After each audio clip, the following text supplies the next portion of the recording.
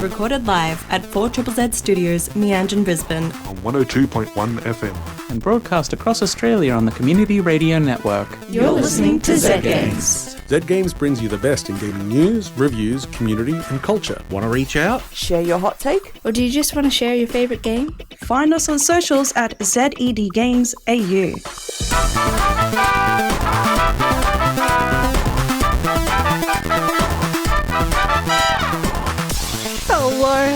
Hello, you're listening to Zed Games. My name is Zahra, and with me, the studio tonight is... Hazel. And... Caroline. Woohoo! Yay! We've almost made it through the first month of the year. And it's been a bit chockers already. And we've got a chockers episode up ahead of us. But before we get into all of that, how are you two doing? Well, I'm doing great. I've been playing so many games. You have been playing so many games, and I know this because I've also been playing the games with you. Yeah. It's been nice. How about you, Caroline? I've noticed one of the clicking games has been... Oh, yeah, my good old faithful, just random clicky game that I can put on in the background and then pay way too much attention to than I meant to. It's always that way, though. Like, they put so much juice into it, it's like, maybe I'm thirsty. The constant ADHD issue of trying to find something that keeps you just entertained enough that you don't get distracted. Speaking of keeping us just entertained enough that we don't get distracted, why don't we pop into the week in gaming news? Let us play the news.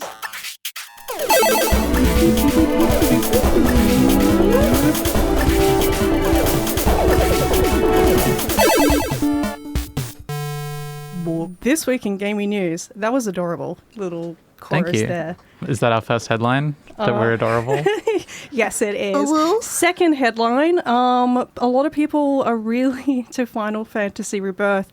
It is officially the most played single-player fantasy game. Final Fantasy specifically. Final Fantasy game. Yes. On Steam with over 40,000 players, which is a lot for a game that originally, REBIRTH is it's a remaster, a rebirth. Yeah, it's the second game in the remaster of Final Fantasy VII. Yes.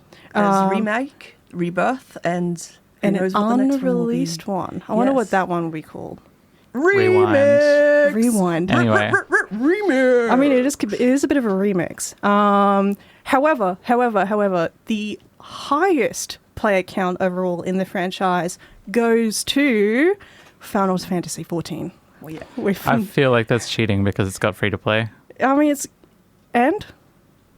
And every other Final Fantasy game costs a fortune except for the old ones. And your point being? That's maybe people are barrier. playing it because they're having fun. No. Anyway. Have you ever had fun in an online multiplayer game? I did once, a long time ago. Yeah. Simpler times. More layoffs in the games industry. Is anybody surprised, really? No. We haven't been reporting it as much because it's depressing. It is depressing, but it has been continuing. Most recently, we have Phoenix Lab developers.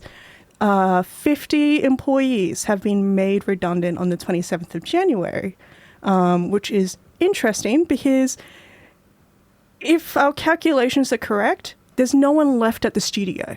Yeah. Oh. And they didn't close the studio.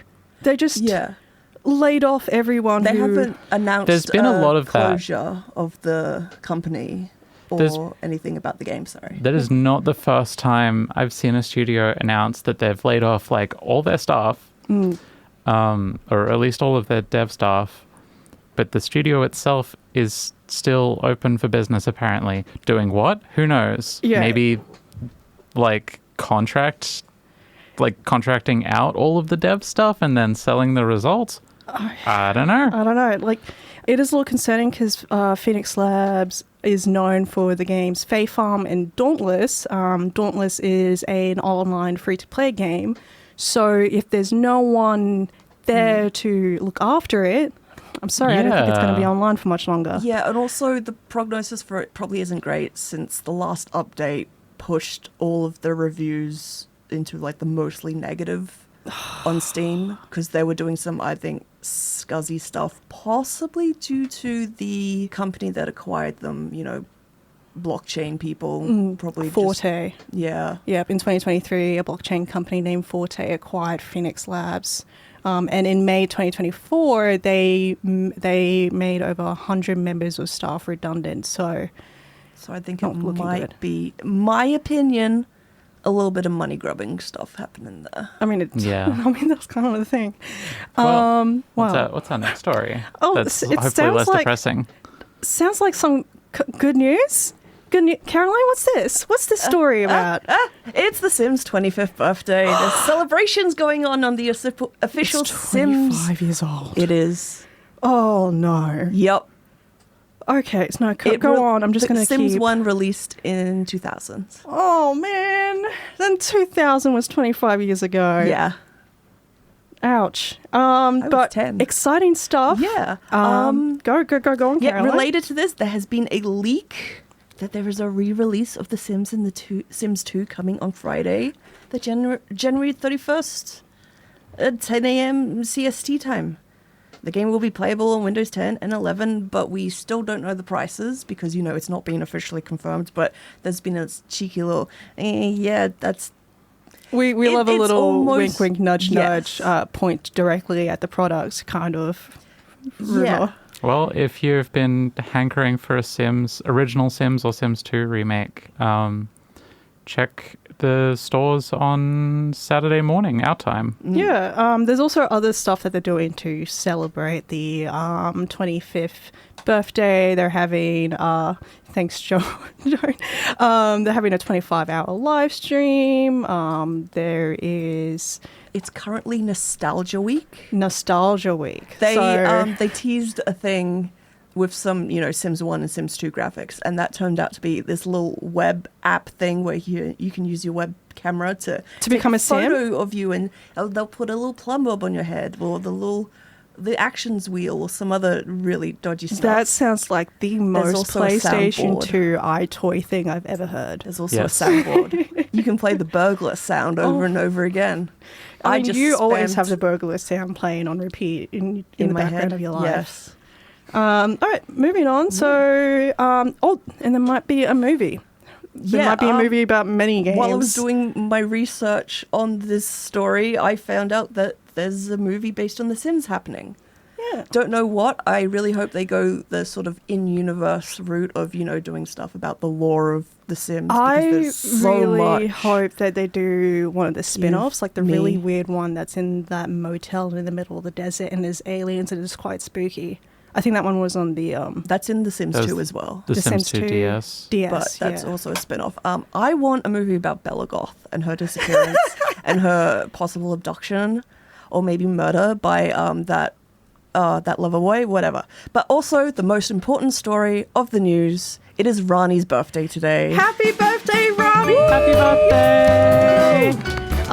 As well as it being Rani's birthday today, we also have Hello Kitty Island Adventure for the Nintendo Switch and PC coming out, Sniper Elite Resistance on PlayStation, Xbox, and PC, and Spider-Man 2 on PC, as well as on January 31st, we've got Citizen Sleeper 2, Starward Vector, on the PS5, Xbox Series X, and PC. That's it this week in gaming news. Yeah. You're listening to Zed Games. I'm Zahra, and with me in the studio is Hazel and Caroline. Hey. Those were two different types of heys and hellos, but that's all right. All vibes are welcome. Hazel, I think it's time for you to take the wheel. Get in the car. I actually need a sample of Shirley Manson from Garbage just going for every time I review a driving game because I'm reviewing a driving game. Yay! Loser, we going driving. Drive Rally is a adorable self-published indie low poly rally racing game, and it is themed after the 90s era of rally racing when everything was loud and bombastic and all the cars were awesome and everybody was obsessed with The like shapes of the cars and the drivers were crazy celebrities. And people died all the time because they stood too close to the cars on the track. It's incredibly dangerous. Yes. Not just for the drivers. Not just for the drivers. Although the spectators brought all of the danger upon themselves by getting in the way. Aside from that, this game is... the way I think of it is it's an homage to the Colin McRae's Dirt series of rally games. Mm-hmm. But done by an indie developer who does low poly mobile games and stuff. It's not what you expect. You pick it up and you think, oh, this is just going to be like a silly little mobile game type thing. Because that's how it looks at first. And it's based on the creator's previous game, which is just called Drive, or hashtag Drive as it appears. Which is just an endless racer that you play on your phone. It is not a whole lot of depth to it. Drive Rally, however, has multiple maps, each of which has dozens of tracks built into it. It has 5 different championship modes, which are basically... Well, they're each set in a different area. You can play a championship mode on each of the maps, which are set in Finland, Southeast Asia, vaguely, although the name is clearly like knockoff Vietnamese. That's a theme of this, by the way. Everything is clearly recognizable as real places, real cars, all that stuff, but the names are just changed enough that you don't have to worry about it being accurate. No, that's all right. Sonic Unleashed did the same thing. Yeah. There's also the US, Mexico, and where is the last one? Germany. That's right. Each of the areas comes with its own special co-driver. And the co-drivers are terrible. They are supposed to give you directions. The directions they give you are not... They work, but they're not fantastic. It's just left 1, left 3, right square. And that's sort of like is supposed to coincide with like how abrupt that turn It's is. how sharp the turn is. It's how fast you should be going for the turn, roughly. But it doesn't have anywhere near the depth of like an actual co-driver giving you instructions like you would get in the dirt games or if you were a real rally racer. And all of the voices are spectacularly stereotypical, I'll say. We've got like a Texan cowboy, a valley girl, and then the most awful racist Vietnamese impression I've ever heard. Oh dear. Who repeatedly like brings up dragons out of nowhere. Yeah, it's not great. But that is one of the few low points of the game. The game is in early access, I should say. So there are some performance issues. Sometimes there's input lag. The game runs way slower than it should for how simple the graphics are. But I can forgive all of that because it does work. It's completely playable. There are no game-breaking bugs that I experienced in about 10 hours of playing. Which is pretty good for early access for a racing game. It looked like it was running pretty well. And the overall art style is just really It's really crunchy. satisfying. It looks great. And the driving has so much more depth than you expect because it's got these really simple arcadey controls. You know, you could play it with a keyboard if you wanted to. And it is so easy to just pick up.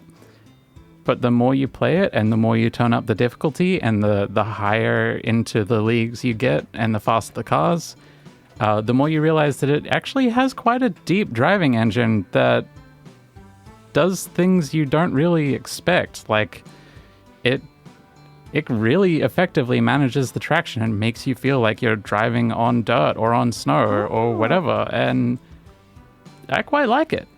Yeah, there's some weird geometry going on some of the maps, but I'm going to associate that with early access and hope that it's gone by the time of release. Yeah. But overall, if you like rally racing, I think this could be the game for you. Wow. It's pretty cheap. It's only available on PC. And for how much it costs right now in early access and how fleshed out it is in early access, I actually think it's worth it right now. It's currently $28.99 Australian dollaritos on Steam. So if folks want to check it out, check it out. Cruise on over there. Yeah. Drift into the Steam store and pop open the car door and be like, get into the game. You will notice some negative reviews, but they are all from people who expected this to somehow be like a perfect rally racing simulator, which it obviously is not, because look at it. So don't worry about that. Some people are just too fussy. Yeah. So can you run people over in the game? No, there are no people to run over. That's Yet. disappointing. Yet. Not realistic. Yet. Alrighty. Thank you so much for that review, Hazel. You're listening to Zed Games at 4ZZZ. You're listening to Zed Games on 4ZZZ. Oi mate, you're listening to Zed Games at 4ZZZ. You're listening to Zed Games at 4ZZZ. You're listening to Zed Games at 4ZZZ. You're listening to Zed Games at 4ZZZ. You're listening to Zed Games at 4ZZZ. You're listening to Zed Games at 4ZZZ. You're listening to Zed Games at 4ZZZ. Got a bit carried away. You're listening to Zed Games. My name is Zahra, and with me in the studio is Hazel and Caroline. Hello. Alrighty, I need you two to don some chill vibes because it is now time for my review. I'm chilling out. Oh, so chill. I don't know about you, but I've been thinking about what it would take to work in Antarctica. It seems so uniquely lonely, isolated, but there's still a warmth there through the scientific community and those who appreciate this icy beauty. And so I'm here to talk about Arctico, developed by Claudio Nerori and Antonio Vargas, a slow-paced exploration sandbox game. It has a lovely stylized 3D art style and places you in the footprints of your late mentor. Now you will pick up where your mentor left off, continuing to research this unique island, gather data, explore and build up your scientific base. You have a team of sled dogs, a basic research base, a kayak and fishing rod, and an assortment of tools. Using all these, you'll explore the island, spotting landmarks or interesting features in the distance and making your way there to investigate. And you'll find all sorts of things. Resources like ores and minerals, data left over from past scientists, mysterious structures you need to figure out, blueprints for additional tools and structures, and among my favourites, snippets you can find of people who were here before, letters and notes, structures that say, this was once home, for some reason. Exploration is the primary purpose of this game. There aren't necessarily any objectives or even direction, just pick a direction and go have a look.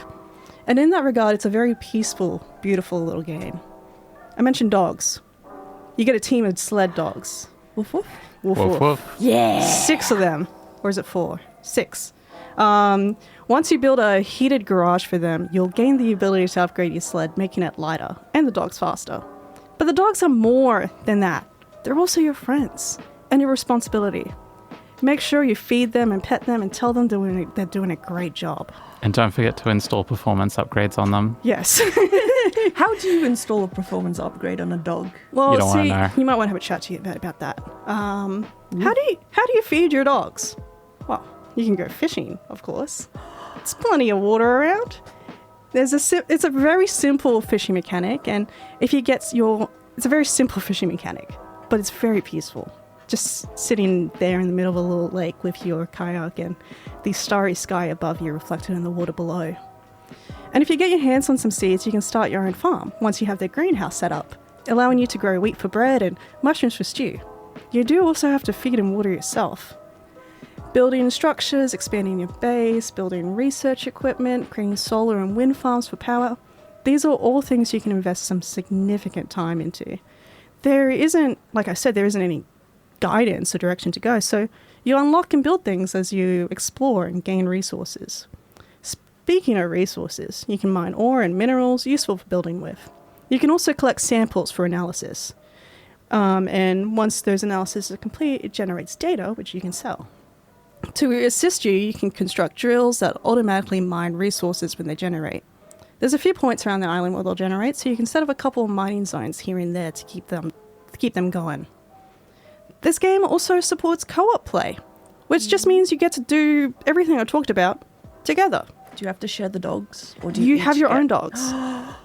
So many dogs. It's really, really chill cruising around with your dogs, saying to each other, do you want to check out that weird ice block over there? Before going to check out the weird ice block over there. And if that's not... finding like a crazy submarine inside it. Yeah. And finding a crazy submarine inside of it. Yeah. And if that's not what research and friendship is all about, then I don't know what is. Arctico is one of those passion projects where the developer just quietly adds features and details to the game. I specifically found out about this game because I came across a post from the dev explaining how they added aurora lights to the game and how you can observe it from your kayak. And then I immediately bought it. It has some jankiness and the co-op mode isn't the smoothest. I named my dogs and then they all became a variation of escape in co-op. But I decided that was fine. It's just a very quiet game with a beautiful, mysterious environment to explore and study.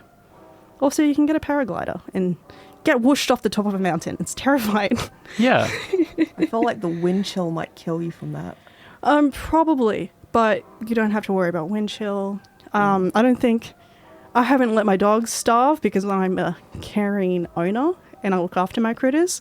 But I don't even think that would really have any negative consequences except the dogs go slow.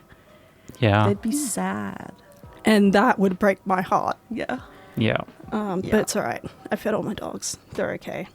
Caroline is currently unboxing Gacha. Shh, don't expose me like this. There's no safe There are place on an Gashapon audio-only bubbles platform. on the table. They are not quite rolling around, but oh, that one's adorable. I got a little cat leaping to get a yarn ball and a plush lantern keychain. Awesome. Speaking of goodies, I just wanted to give a reminder to our listeners that T-Division are coming out with Vanguard Exiles. Will be entering early access quite soon. And to celebrate, they will be giving away 3 early access keys as well as 1 Soul Ring card from Magic the Gathering signed by the creator of Magic the Gathering himself, Richard Garfield. To enter, all you need to do is wishlist Vanguard Exiles on Steam and email zedgames@4zzz.org.au with your Steam username and 4ZZZ sub number. So you have until the 31st of January. We've also, exciting. We've also got the next Indie Dev Night locked in for the 27th of February over at Lost Cells Netherworld. If you are a fan of games, it's a ton of fun and totally free. If you make games, maybe consider putting forth a submission. You can check out our socials for a link to the expression of interest form or email zedgames@4zzz.org.au for a link. We would love to have you there. We would love to play your games. Speaking of playing games, oh my gosh. So over the weekend, there was the Global Game Jam, and Hazel and I had a chance to swing by the Brisbane site to see what they were cooking over there. We came in the last 6 hours of the Game Jam, so it was at that point where people were kind of like little walking corpses. They weren't walking corpses. They were in that sort of silly, at a sleepover when you stay up too late and you all get silly and sort of giggles.